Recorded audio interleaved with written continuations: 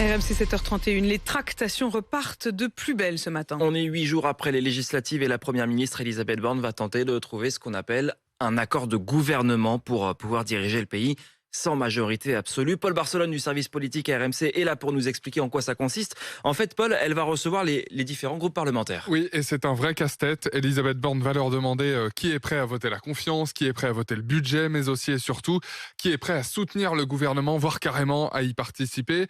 L'idée, c'est de se mettre d'accord sur de grands textes, comme la future loi sur le pouvoir d'achat ou encore de potentielles mesures d'urgence pour lutter contre le Covid, alors qu'aucun parti n'a une majorité claire et nette à l'Assemblée nationale depuis dimanche dernier. Bref, recenser toutes les bonnes volontés des Républicains aux communistes, mais sans la France insoumise et le Rassemblement national. Et avant que ça commence, Emmanuel Macron lui met son grain de sel. Oui, depuis le G7 en Allemagne, en demandant ce week-end à Elisabeth Borne de lui faire une proposition de gouvernement avant la fin de la semaine. Problème, jusqu'ici, pas grand monde ne s'est montré réceptif. Principal allié potentiel, les Républicains refusent de servir de béquille, même s'ils sont prêts à voter quelques textes comme la réforme des retraites.